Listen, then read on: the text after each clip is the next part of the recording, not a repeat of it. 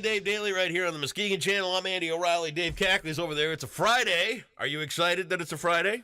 Yes, I Yeah. needed it to be a Friday. It's been a long, short week. If that makes any sense. It's just I've been thinking the same thing. I was thinking, too, that our discussion the other day that revolved around Lewis's Farm Market. Okay, I don't remember that. Yeah, we talked about you coming up to see the pig races. And I can't do that. Yeah, I can't do that this weekend. This is getting to be a problem. What's getting to be a problem? Others have brought this up, that you refuse to do something fun like that on a weekend with your son, and you need to reconsider. You really need to rethink. No. Yeah. I do fun stuff all weekend with my son. No, his life with me is nothing but fun. No. Nothing what but you need fun. to do is, and I'll take care of everything. You can come up. It won't cost you anything. I appreciate it. I can't. Dude, this weekend is my Christmas. I don't want you this weekend. I didn't even start till the 15th. Okay. Well, but sometime between the 15th, the weekend of the 15th and the end of October, you need to bring that kid up to Lewis's Farms and have a good time. I can't make any promises. We'll see. You can take a couple hours out of a Saturday or a Sunday and make a drive up north. And it'll never be on a Sunday. It may be on a Saturday. See? Depending on scheduling, because he's literally got a football game all the way through every Saturday through the end of October. That's fine. You got till 4:00 every Saturday with these pig race shows, and I'm telling you start thinking about this, because your parenting abilities are being called into question. Well, nobody should question my parenting That's skills. what they're doing. Well, they're wrong. I don't know who they are. There's a Facebook group dedicated to you, and they're all talking about you. Had plenty of Facebook groups dedicated to me, and I appreciate it, but I'm good. I'm just saying. All right. You need to think about this. I didn't know. Fun for the kid. I said, you could bring Mom up. You could bring Dorothy. She'd like that. She'd love it. I'll take care of the whole thing. Yeah, my mom grew up on a farm, and she was really glad to not be on one. Well, I'm here to tell you, she would enjoy the experience. And you know what? Here's the other thing. You could even get your mom to drive. And I save you the gas. Can I say this? I see pigs running around. I just think breakfast. No. All I ever think. It's all I ever think. I love bacon. Start thinking about this. You're going to have to do this fall. You're gonna have I love to do sausage. And to see pigs running around and not be able to eat them is a little depressing. You're going to have to do this fall. All right, you keep on pressuring me. I'm going to. All right. Ready so are we going to talk about Burt Reynolds? We are. Actually, we're talking about two titans of industry passing away on Thursday. Of course, Burt Reynolds, but Amway co-founder and president Rich DeVos died at his home in Ada at the age of 92. He'd been president of the company from 1959 to 1993. Of course, co-founded it with Jay Van Andel. DeVos also owned the NBA's Orlando Magic, and great philanthropist. Between him and between the DeVosses and the Van Andels, I mean, that's why Grand Rapids and West Michigan is what it is now. Yep. I mean, make no mistake about it. I mean, this great is things. All the success West Michigan has had over the last 50 years plus.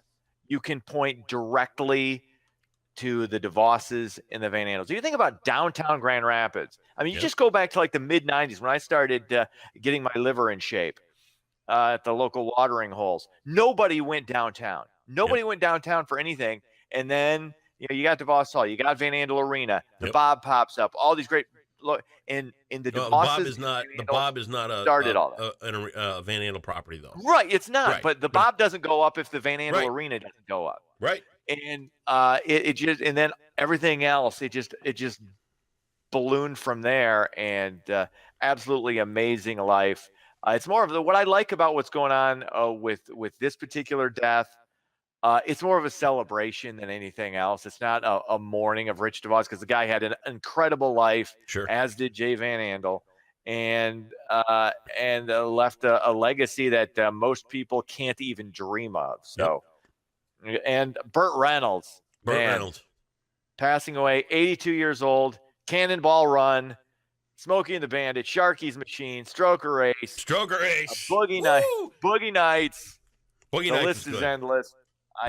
He was the first. I think it was the second movie I ever saw in the movie theater was Cannonball Run. Was it really? And it was. I loved Burt Reynolds as a kid. So one of the last men, like real men in Hollywood. Like, right. Well, we got a bunch of not. I mean, take the two of us for example. We're not men. We're faking it. We're practicing it, kind of loosely. We're not real men. Burt Reynolds, that's a real man. I mean, I shaved my chest. You are in question because of that night at the Orbit Room. Me? Okay, I'm a stop man's man. with that. All right, that's still an unknown. We don't know. There are too many things that are still a mystery regarding that particular evening. Anyway, Burt Reynolds, though, amazing. Yep. Absolutely phenomenal. When you think of him, when you think of like leading men. Yep. I mean, Burt Reynolds owned like the 1970s. He owned that entire decade. Highest paid actor in film. There was. Yeah. I'll and say it's amazing. Burt Reynolds. To go back and watch his movies now, he was good. He wasn't great. He had a pretty limited window of acting ability. It was always but he knew what the same character. But that's okay. Absolutely. I mean, that's what he was hired for, and I get it. Mm-hmm. I got a very personal Burt Reynolds memory. When I was 13, my parents, they figured I wasn't going to do so good with the girls. Right? Okay. So as a kid, they always fed trivia and spelling and all that kind of stuff into me a lot. And when I was like 13, I won the Grand Rapids Championship for Trivial Pursuit for teenagers. And I won tickets to the movies to go to the Quad 6. Yeah, you know, right? The Quad 6. I remember the Quad. Yep. And then I got a coupon for a free pizza. So my dad and I used it, and we went to go see Stick, which I thought was a big deal because it was rated R. And I got to go see a rated R movie at the movies. Ooh. Okay. And it was nothing but a bunch of cops running around in car chases and shooting people and swearing. I mean, that's all it was. Right. But when you're 13, that's the coolest thing ever. Deal, yeah. And last night, in honor of Burt, I dragged out Stroker Ace and I said, Cindy, you're getting a lesson in movies here. We watched Stroker Ace. And she was watching, going, why the hell are we watching this? This is awesome. She liked it. She actually liked it. She really did. She'd never even heard of it. Never heard of Stroker Ace, really? Can you believe that? Oh, wow. And my favorite line, he just called me a chicken. Go out there and whoop him. Ned Beatty. Oh, and we forgot in the South. Oh man, you forgot opening scene, dude. The very opening scene after the kids, where they're riding along in the Shine Days. Yeah. The opening scene, they're going into the Daytona 500, and Jim Nabors is leaning out on that car door with 3 wheels.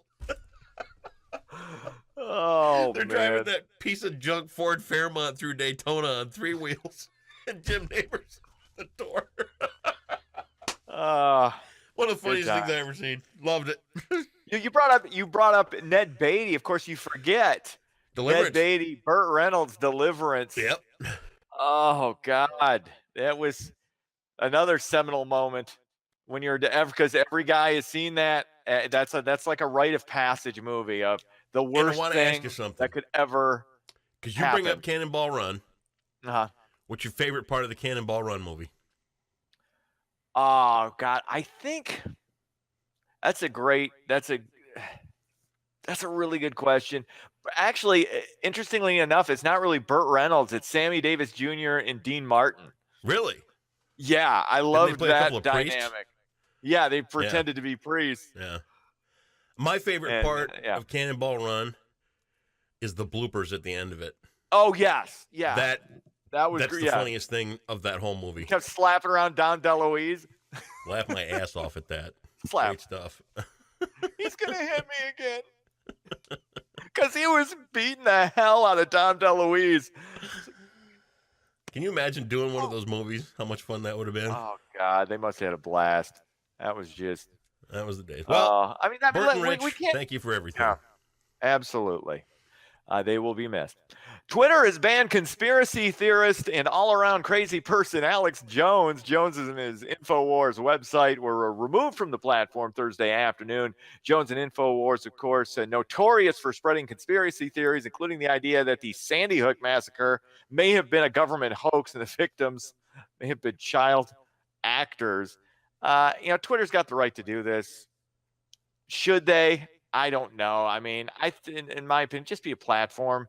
Now, what happens is you're pretty much liable for anything anybody puts up there. Now, if you're a platform, you can just say, hey, we're just a platform. People put up what they want to put up. We got nothing to do with it. But, now, when you're judge and jury of content, what do you allow? What don't you allow? I think you overcomplicate things. So I would just, I've said it before. I'm pretty much an absolutist as long as you're not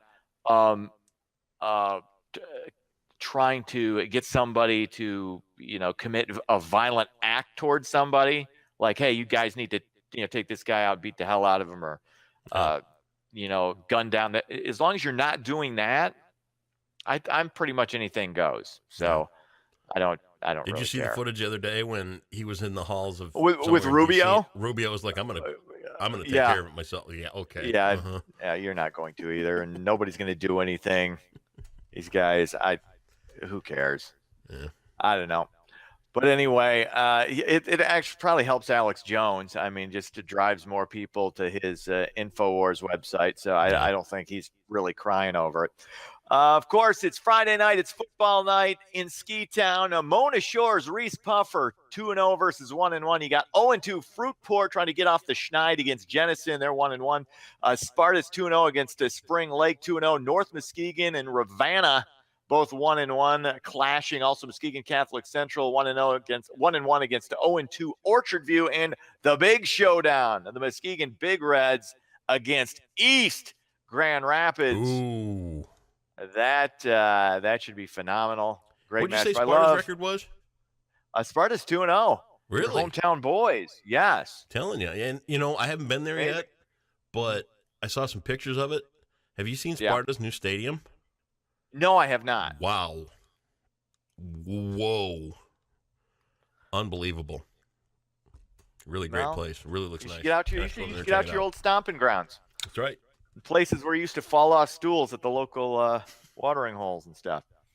Other sports, of course, Michigan, Western Michigan, tomorrow at the Big House. Michigan State travels to Arizona to take on Arizona State, and Lions play Monday night against New York Jets. Oh, and you know what? Should we discuss the fight that may or may not have happened between two Tiger broadcasters? Oh my God, that's the greatest thing I read. It happened. It had to have happened because they even sent them home on separate flights. They were it was such a mess. They sent Mario and Rod home on separate flights. And what do you know about this? What I know is what I read. Here's what I know. Okay. And I wrote about this a little bit yesterday on Facebook when I shared the story. I can't say I could do a better job than Mario and Rod. I can't. Mm-hmm. But I know enough about broadcasting the dynamics of a pair of people. Mm-hmm. Right. I hate Mario and Rod in the booth together. There is no chemistry. Well, they don't like each other. You can clearly tell they hate each other. Right. It adds nothing to the game.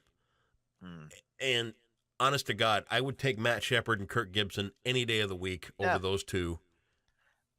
If this is the end of Mario and Rod, I wish them the best on whatever's next in their individual careers. I applaud whatever they do next, and I wish them well wherever they go. Get out of the Tigers booth, hire Dan Dickerson, and just give us something. Something. Dan Dickerson has one of the most underrated voices in the history awesome. of Detroit sports. Detroit. I think he did Michigan State basketball for years and was phenomenal. Dickerson's great. I've always liked Blaha. Some people don't like him. I've always been a big George Blaha guy too. So, but you got, and in all honesty, and I was talking to another friend about this yesterday. Can you see that matchup? Because Rod had to lay Mario right out. Oh, that's a no-brainer. I mean, come on. Although he is 3 years older, so you don't know. So Rod's like 58, Mario's 55. That's a pretty old. I mean, as far as combined ages go, both over a century combined. Throwing down. Can you imagine that phone call though? I mean, seriously, it's like, hello, Kirk. Yeah. Can you be on a plane tomorrow? We had a little problem in the booth. This is what I don't get. I mean, you get to a point in your life. Who's fighting in their 50s? Huh? Seriously. I mean, I know we still got the testosterone flowing. I mean, you get to I think anything past the age of like 35, if you're still getting in fights. Seriously, though, honestly, somebody's got to sit you down. You and I in a room together, traveling the country. Mm-hmm. What do they play, 180 games a year? 162. 162 games a year. Okay. Don't you think we might even come close once in a while? No. We're grown men. We're grown men, for lack of a better term. We're not Burt Reynolds grown, but we're grown to an extent. I might throw a sucker punch at you. Nah, I'm not above that. No. All right, go enjoy your weekend. See ya.